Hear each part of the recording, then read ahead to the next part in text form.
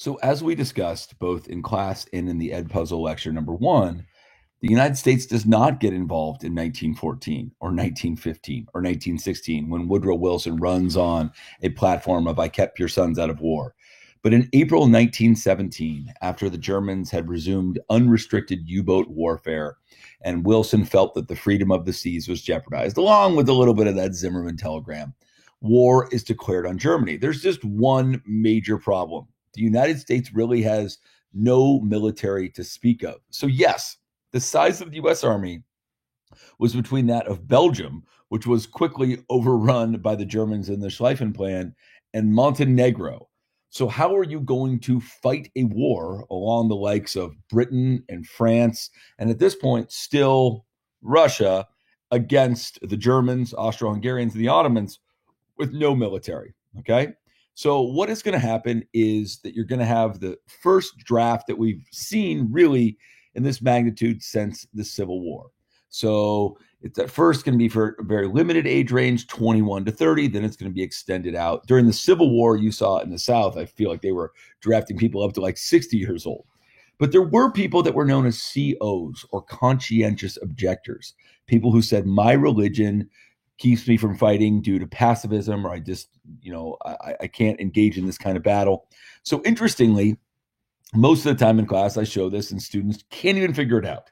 But this man subjected himself to imprisonment and probably to being shot or hanged. The prisoner used language tending to discourage men from enlisting in the United States Army. It is proven, indeed admitted, that among his incendiary statements were, "Thou shalt not kill, and blessed are the peacemakers." Now, of course, this is a reference to Jesus Christ, but it's also a reference to the type of people that ended up oftentimes getting in trouble during World War I if you spoke out against the authorities.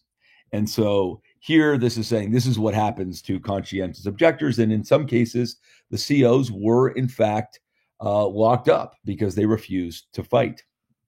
But what's interesting is those that didn't refuse to fight and those that were drafted found pretty much nothing ready, which is not surprising because America was not prepared for any war, even with this preparedness movement that Wilson half-heartedly took part in, that Teddy was really pushing.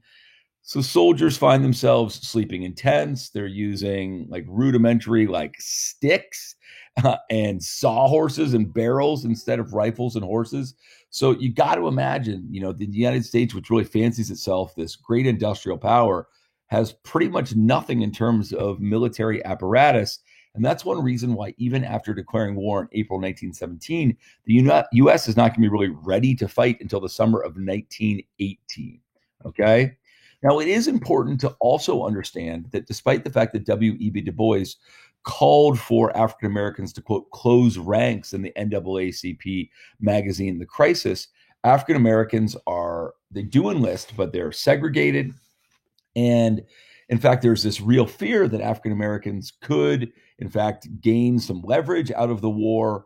So in the end, it's like we're not going to give that much training to allow African Americans to do too well in the war overall. So you have about 400,000 African Americans who do serve in the Army. More than half actually go to Europe, but very few who go to Europe of that 400,000 actually see any combat. So as Foner said, they basically are working on the supply lines and don't really get a chance to prove themselves, which is exactly what Du Bois was hoping, much like we saw it in the Civil War that led ultimately to slavery being ended and African Americans getting citizenship. Now, we don't spend much time at all in my class really focusing on the battles of World War I, in part because America wasn't really involved in many in its short time from the summer of 1918 to basically November 11th, 1918, when the war is over. But we do focus a ton on what happened on the home front, how domestically the United States was transformed, and ultimately how that transformation will really impact the later era in the 1920s when we get there next week. So one of the agencies that was created by the federal government is known as the WIB, or the War Industries Board. And while Foner made it sound like this was a government agency that really sort of controlled the economy in terms of setting production quotas, namely how much needs to be produced and allocating raw materials and saying what the maximum prices were, yes, technically the Whig did have this power, but it really didn't execute it. And so in the end, it doesn't fully control the economy. This is not a planned economy like actually was happening in some of the allied countries, or like we're going to see in Soviet and Soviet controlled countries. World War II in America was something called the War Production Board and the Office of Price Administration. That's where there's sort of really controlled economy. This was sort of like a baby step into that. And remember, it's a big deal to have the government sort of intervening in the economy because, this is very much a free market, laissez-faire, hands off. Now, the Food Administration. Now, what's interesting here is that Herbert Hoover, who will parlay this position as head of the Food Administration into being the Secretary of Commerce and ultimately the only Secretary of Commerce to become president.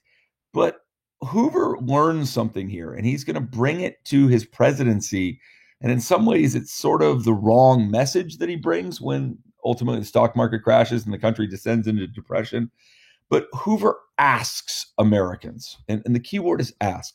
He does not mandate that you have to have meatless Tuesdays and wheatless Wednesdays to conserve food, or that Americans should plant victory gardens so that they can be growing their own food, so they're not taking food away from soldiers. He asks, and it's a very, very important idea of voluntarism, that Herbert Hoover believed that you could ask sort of the goodness of people in terms of self-sacrifice, and that you don't need to have a government heavy hand. And one of the ways that, Herbert Hoover asked people to really think about the common good was in terms of prohibition, because obviously alcohol uses grapes and wheat that were needed abroad, not just for American soldiers, but also to defeat famine in Europe. And so you are going to see, as I have mentioned, prohibition gets passed in the 18th Amendment, and ultimately 18th Amendment allows the government to do it. The Volstead Act actually is what creates prohibition.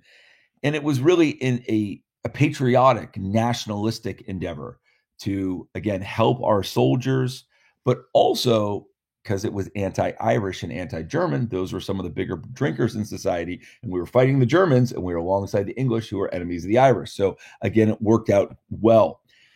But then you've got this idea that Hoover put out there, which is food will win the war. So if you stop, excess eating and you only eat what you need and you don't waste, then you can actually be shipping that food over to Europe. Now, it's really important because is this idea that if people are starving, they're going to look away from democracy. They're going to be pulled into communism. They're going to eventually be pulled into fascism. And Hoover sort of understands this at the time. And he says, of course, the prime objective was the fight against famine to save starving people. Got it. But he says the secondary object, which wasn't any less important, is to defeat anarchy, which is the handmaiden of hunger. So when we get to the end of World War II, we're going to see a situation where Europe is devastated and people have nothing. And the United States is going to authorize what's known as the Marshall Plan to provide food and resources for Western Europe. They allow Eastern Europe to have it too, but the Soviets say no. And the whole goal was to make sure that people would be at a quality of life that they wouldn't basically be desperate to fall into the hands of communism. So even though Hoover is talking about this in the late 19 teens, this is something that some 16 years later is going to be equally relevant. Now, you have William Howard Taft, again, who'd been president of the United States, and now he's got a different role. He's the head of the War Labor Board. And it's really important to understand that when times are bad, quote unquote, labor does really well. And war is considered sort of a bad time. So what essentially the War Labor Board did was to have industry work with union leaders, work with government to basically say, listen, unions, you can't strike. As long as you don't strike, we're going to give you pretty much everything you want. Okay, so unions had leverage because if they struck during wartime, it was seen as unpatriotic and it would really hurt the war effort overall, could endanger lives. And so unions ended up doing quite well as a result of the War Labor Board. Now, unfortunately, when the war was over for unions, they really got associated with communism and radicalism in the 1920s are terrible for unions. What does that mean? Oh, it must mean the economy is doing really well. Okay. So here is an interesting video on government propaganda.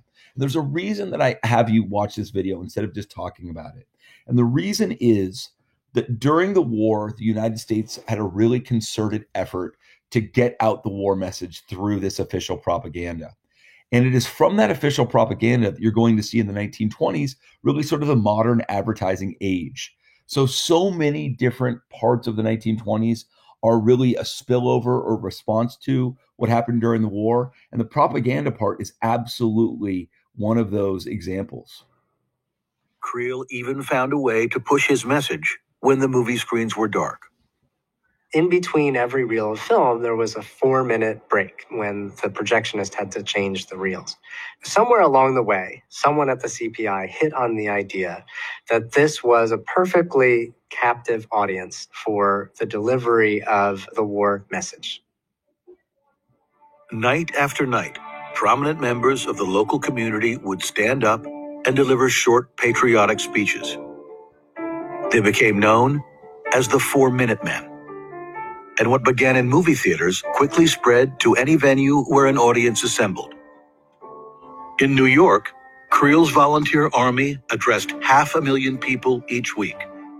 10 men gave talks in Yiddish, 7 in Italian. President Wilson himself gave a 4-minute speech. These 4-minute men would give a talk on some aspect of Americanism. Why we are fighting. What are the principles we're fighting for? The appearance of spontaneity masked a carefully scripted government message. These were no haphazard talks by nondescripts, Creel insisted, but the careful, studied, and rehearsed efforts of the best men in each community. So again, the reason that we focus on the CPI, as it was known, led by George Creel, is that this was the government's effort to really try to get everybody, as I've said before, rowing in the same direction. So obviously Woodrow Wilson, talked about, impartiality at first and sort of we all need to come together. And then once we're in the war, it's like everybody needs to be on the Allied side. And you need to focus on sort of what America can do to win this war. And again, sort of make the world safe for democracy. So you're going to see much of the media that gets used, much of the imaging. Once we get to the 1920s, it's like these propagandists now need an outlet and they're going to go towards consumer advertising. Now, it is also interesting that we have the Fuel administration led by the son of James Garfield, who we never really talked about, except for the fact that Chester A. Arthur became president after Garfield was killed. And again, he's a patron saint of fans of economists, but no big deal. And so we're actually going to have daylight savings for the first time as a way to sort of save light so that we can, again, have efficiency and productivity. There's also going to be heatless days. So you've got heatless days, you got meatless days, you got wheatless days, all in terms of self-sacrifice. One of the other ways that sort of the average person was asked to sacrifice was to give up some of their money. And again, people were told, please don't spend money during the war. We don't really want, there to be consumer goods produced. We want to make sure that the goods are being used for war. So people really saved their money and also were told not to spend too much to watch out for inflation. But what they were asked to do with their money was to buy Liberty bonds. And we've seen that pretty much in every war where you give the government money and they fight the war with your money and then they supposedly give it back at the end. So Liberty bonds were a major way that anybody could help contribute. Okay. Now I'm going to have you guys do an activity here. And this, of course, is little Hayark, little Ryan Harper. Look at him. Oh, he also looks like Claire's brother, Andrew Orinda, and probably the most looks like Sarah Finn's brother, Tommy Baseball. But I'm going to have you look at this propaganda from World War I, and I'm going to ask you different questions. And I really want you to be thoughtful about it. Don't just do this to get done with it. I want you to think about what the message is in terms of self-sacrifice. And then I've posed different questions about intended audience and historical context and the like. So first we have this one, Little Americans, do your bit, leave nothing on your plate. That's from Hoover's Food Administration. Then we've got Wake Up America, Civilization Calls Every Man, Woman, and Child. This is really likely probably the CPI, sort of more general propaganda. So what is going on? That's crucial. And then how is this about self-sacrifice? Here we have this idea of buying Liberty bonds. Remember your first thrill of American liberty. Now, again, I want you to think about historical context, particularly historical context about people who would have been on a boat and could still remember their first thrill of American liberty. So that's a little clue there. Okay. Then we've got these images. I want you to understand rivets are like what I have on my jeans that I'm wearing right now, these little like button type things. Okay. But they're used to attach stuff all the time. So again, I want you to notice this sort of symmetry between the soldier in the back and the worker in the front. And then think about intended audience and purpose. Then we've got a man standing inside, okay, dressed very nicely, sort of in the dark. And then we've got soldiers outside. Enlist on which side of the window are you? Obviously, to get people to come to the military after sort of people, there's a draft initially, and then that sort of dies off, and then you need people to sign up for war. So I want you to think, where have we seen it before? Where have we seen this question of people who wouldn't go to the military? Think about that. And then self-sacrifice. And then we've got, I want you for the Navy. Okay. You got to read it right. I want you for the Navy. So who is the audience for this? What's its purpose? And again, let's think about self-sacrifice and patriotism. I'm actually going to stop right there. So I'm going to ask you guys to have that done by the end of the day, by 3:25. We'll look forward to seeing your answers. Okay. Bye-bye.